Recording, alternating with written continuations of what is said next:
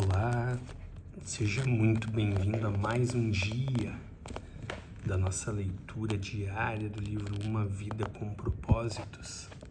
E agora chegando aqui no dia 28 já, com o título Isso Leva Tempo, dentro do terceiro propósito que Deus tem para a nossa vida, do terceiro propósito, dos 5 propósitos estabelecidos por Deus para a nossa vida.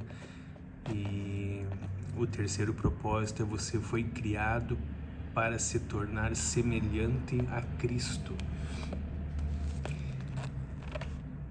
E aqui nós temos um texto lá em Eclesiastes 3:1. Tudo na terra tem seu tempo próprio, seu momento apropriado. Lá em Filipenses 1:6 diz: eu tenho a certeza de que Deus, que começou a boa obra em vocês, continuará ajudando-os a crescer em sua graça até quando sua tarefa em vocês estiver finalmente terminada naquele dia quando Jesus Cristo voltar. Não existem atalhos para chegar à maturidade. Levam-se anos para chegarmos à idade adulta e é necessária toda uma estação para que um fruto cresça e amadureça. O mesmo se dá com o fruto do Espírito. O desenvolvimento do caráter cristão não pode ser apressado. O crescimento espiritual, assim como o físico, exige tempo. Quando você tenta proporcionar um amadurecimento mais rápido a um fruto, ele perde o sabor. Nos Estados Unidos, os tomates são normalmente colhidos antes do amadurecimento, para evitar a deterioração durante o transporte até o varejista.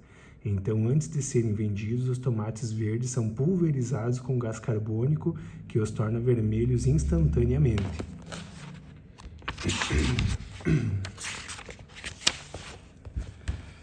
Tomates pulverizados são comestíveis, mas não são páreo para o sabor de um tomate devidamente amadurecido no pé. Enquanto nos preocupamos com a rapidez de nosso crescimento, Deus se preocupa em ver-nos crescer fortes. Deus vê nossa vida desde a eternidade para a eternidade. Por isso, nunca está com pressa. Lane Adams, certa vez, comparou o processo do crescimento espiritual com a estratégia usada pelos aliados durante a Segunda Guerra Mundial na libertação das ilhas do Pacífico Sul. A primeira ação era preparar o terreno da ilha.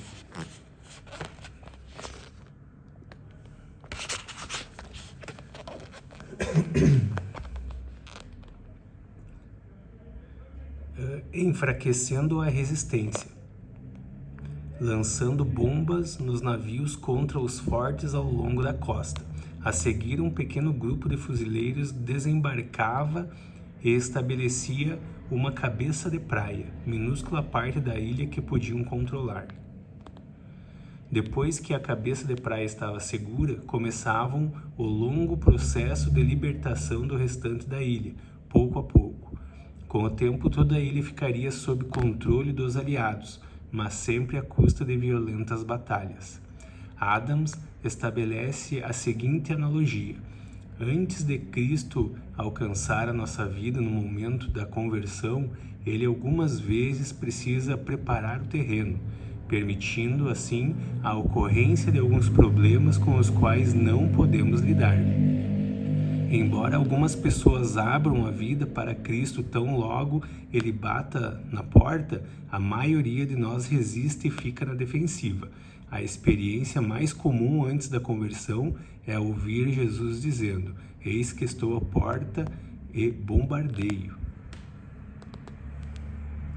No instante em que você abre um espaço para Cristo, Deus estabelece uma cabeça de praia em sua vida. Você pode até imaginar que já entregou a vida inteiramente a Ele, mas a verdade é que há uma boa parte dela que você nem mesmo conhece. Só se pode entregar a Deus aquela parte que consegue compreender. Ótimo. Uma vez que Cristo estabelece uma cabeça de praia, ele começa a campanha para conquistar mais e mais território, até que sua vida seja completamente dele. Batalhas se seguirão, mas a vitória é certa. Temos a promessa de que aquele que começou boa obra em vocês vai completá-la até o dia de Cristo Jesus. Discipulado é o processo no qual se toma a forma de Cristo. A Bíblia diz, a fim de que o corpo todo seja edificado até chegar o tempo em que a unidade da fé em comum e do conhecimento em comum do Filho de Deus alcancemos a verdadeira maturidade, aquela medida de desenvolvimento implícita na expressão à plenitude de Cristo. Tornar-se semelhante a Cristo é seu destino, mas a jornada durará toda uma vida. Até aqui, vimos que essa jornada envolve acreditar pela adoração, pertencer pela comunhão, transformar-se pelo discipulado. Deus deseja que você se torne cada dia mais parecido com Ele. Você começou a viver uma nova vida na qual está sendo feito de novo e se tornando como aquele que o criou. Hoje somos obcecados por rapidez, mas Deus se interessa mais pela resistência e pela constância. Preferimos o jeitinho, o atalho, a solução imediata. Queremos um sermão, um seminário ou uma experiência que resolva instantaneamente todos os nossos problemas, que retire todas as nossas tentações e alivie o sofrimento. Mas a verdadeira maturidade jamais será resultado de uma única experiência, por mais contundente e emocionante que seja. Crescer é um processo gradual. A Bíblia diz, somos transfigurados como o Messias, e nossa vida se torna cada vez mais deslumbrante e bela à medida que Deus entra em nossa vida e nos tornamos como Ele.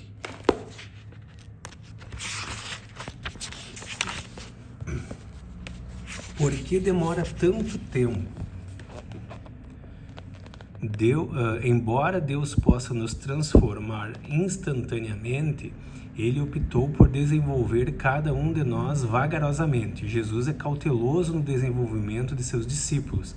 Assim como Deus permitiu que os israelitas se apoderassem da terra prometida aos poucos, para que não fossem prejudicados, Ele prefere trabalhar progressivamente em nossa vida. Por que levamos tanto tempo para mudar e crescer?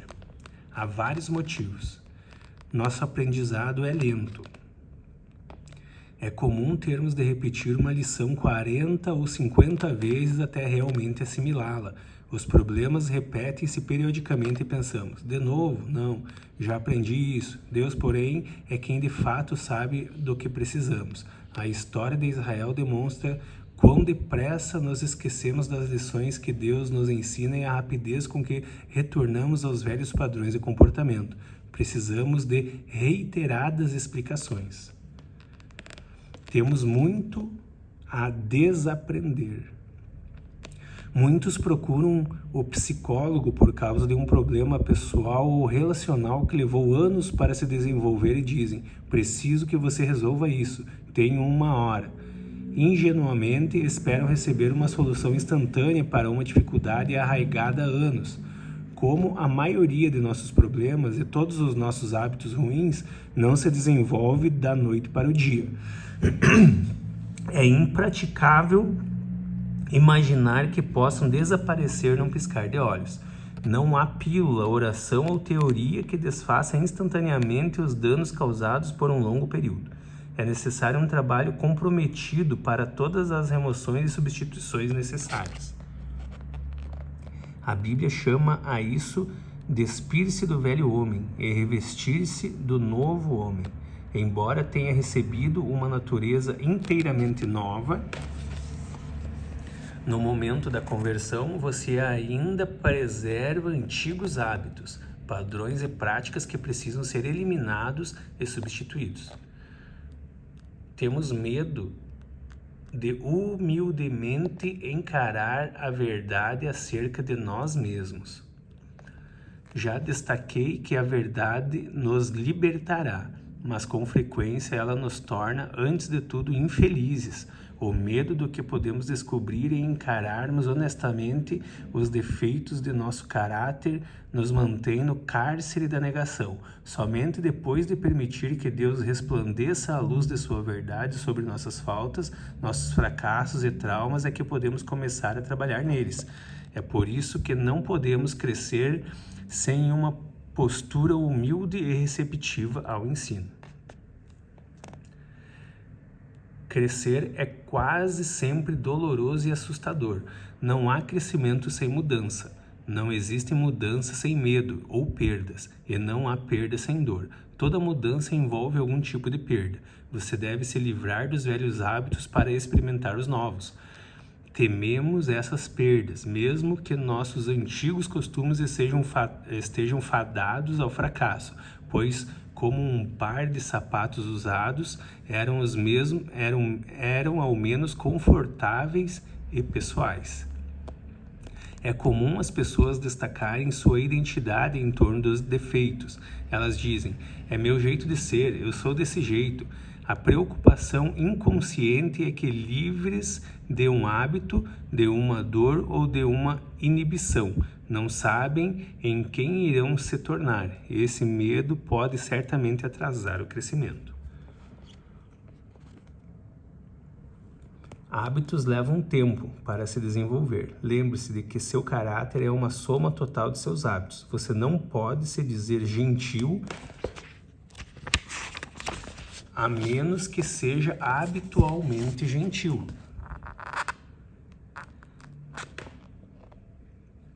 Isto é, alguém que demonstre gentileza sem nem mesmo pensar nisso. Você não pode afirmar que é íntegro, a menos que tenha o hábito de ser honesto. O marido fiel à mulher apenas na maior parte do tempo não é de modo nenhum fiel. Os hábitos definem o caráter. Só há uma maneira de desenvolver os hábitos que resultam num caráter semelhante ao de Cristo, praticando. Isso leva tempo. Não existem hábitos instantâneos. Paulo exorta Timóteo, pratique essas coisas, dedique sua vida a elas, para que todos possam ver o seu progresso. Com o tempo você fica bom em qualquer coisa que pratique. A repetição é a mãe do caráter e da habilidade. Os hábitos que constroem o caráter são em geral chamados disciplinas espirituais. E existem dezenas de ótimos livros que ensinam a aplicá-las. Não se apresse.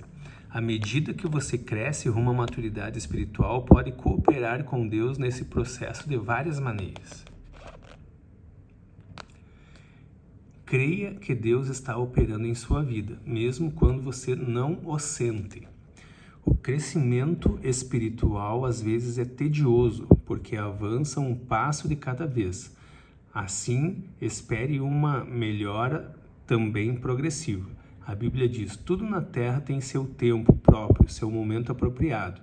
Na vida espiritual também existem estações e podem haver uma curta e intensa explosão de crescimento, primavera, seguida por um período de estabilidade e provações, outono e inverno. E quando os problemas, hábitos e mágoas que você gostaria de eliminar milagrosamente. Não há nada de errado em orar por um milagre, mas não fique decepcionado se a resposta for uma mudança gradual. Com o tempo, uma correnteza lenta e firme desgastará a mais dura rocha e transformará penhascos gigantes em seixos. Com o tempo, um pequeno broto pode se transformar numa sequoia gigante com mais de 100 metros de altura. Mantenha um registro das lições aprendidas. Não se trata de um diário dos acontecimentos, mas do registro daquilo que você aprendeu. Anote esclarecimentos e lições de vida que Deus lhe transmite a respeito dele, de você, da vida, dos relacionamentos e de tudo mais. Registre-os para que possa revisá-los, relembrá-los e transmiti-los para a próxima geração. A razão pela qual devemos reaprender as lições é que costumamos esquecê-las. Reler o dicionário espiritual regularmente pode lhe poupar muito sofrimento e desgosto. A Bíblia diz: é fundamental que nos apeguemos com firmeza ao que ouvimos, para que não nos desviemos. Seja paciente com Deus e com você mesmo. Uma das frustrações da vida é que o cronograma de Deus raramente é igual ao nosso. Estamos quase sempre apressados, mas Deus não está. Talvez você se sinta frustrado com o progresso aparentemente lento que está fazendo. Não se esqueça de que Deus nunca é apressado, embora seja sempre pontual. Ele usará todo o seu tempo de vida a fim de prepará-lo para a sua função na eternidade.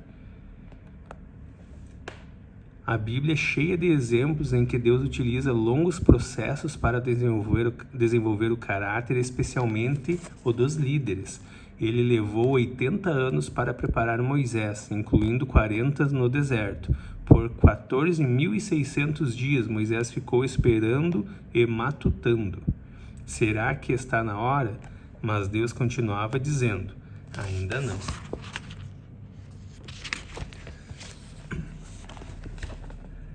Ao contrário do que anunciam os títulos de livros que fazem sucesso, não existem passos suaves para a maturidade nem segredos da santidade instantânea.